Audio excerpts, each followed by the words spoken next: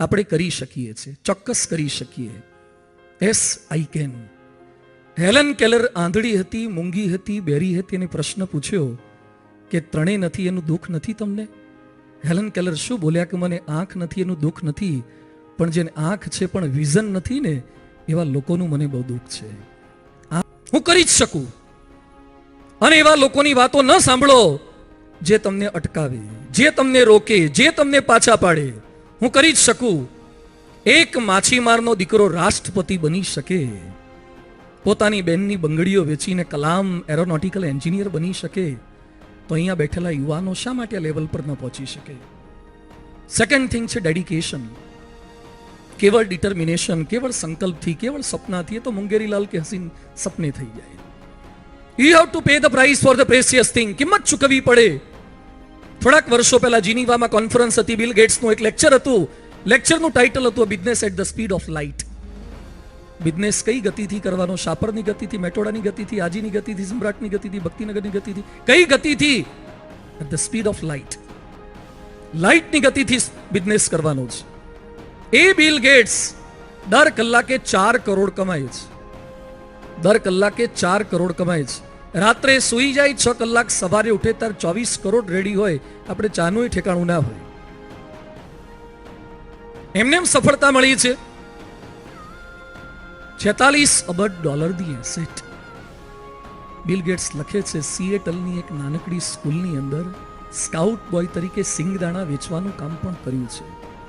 જ્યારે બધા જ મારા મિત્રો બારીની બહાર ડોકા કરતા હોય ત્યારે મેં બારીઓ બંધ કરીને ફોકસ કર્યું છે. ત્યારે હું દુનિયાને વિન્ડોઝ આપી શક્યો છું. જે વિન્ડોની બહાર જોજો કરે વિન્ડોઝ ના આપી શકે. ડિટર્મિનેશનની સાથે સાથે એનું ડેડિકેશન છે, ચોક્કસ શક્ય બને. વિશ્વવંદનીય પરમ પૂજ્ય પ્રમુખ સ્વામી મહારાજ 6 ચોપડી ભણેલી એક વ્યક્તિ.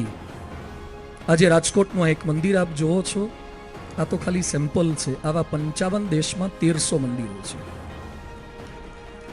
એક 6 ચોપડી ભણેલી વ્યક્તિ, 1300 મંદિરો, અમારા જેવા 1100 સાધુઓ. આ કઈ રીતે કાર્ય થઈ શકે? પણ કેવળ સંકલ્પથી નથી થયું. 2.5 લાખ ઘરોની અંદર એ પોતે ગયા છે. 7 લાખ પત્રો એમણે વાંચ્યા છે, એના જવાબ આપ્યા છે.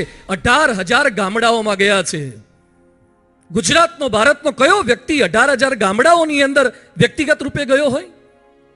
સફળતા એમને નથી મળતી. સખત પુરુષાર્થ એમણે કરેલો છે. એડિસન હોય, ન્યૂટન હોય, કોઈ પણ વ્યક્તિ એમનો પુરુષાર્થ એમને આ લેવલ સુધી પહોંચાડે છે. લોંગ ફેલોએ બહુ સરસ વાત કરી છે.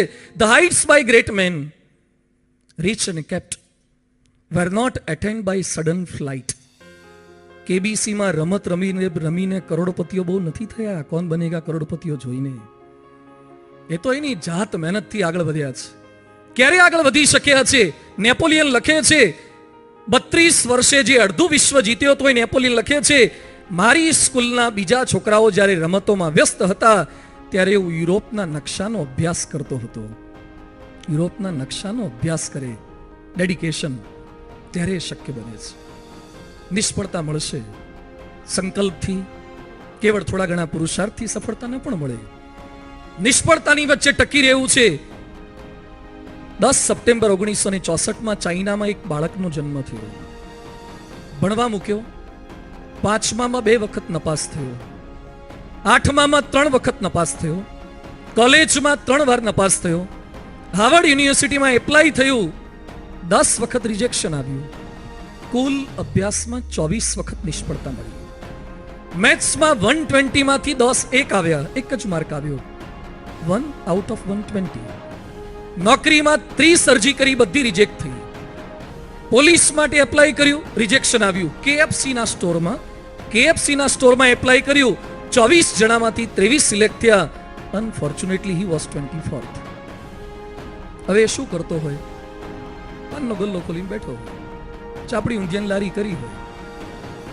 એ માણસ પાસે અત્યારે એસેટ છે $23.82 બિલિયન.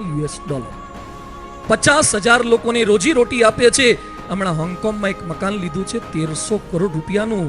એનું નામ છે અલીબાબા ગ્રુપના જેકમા. અલીબાબા ગ્રુપનો જેકમા.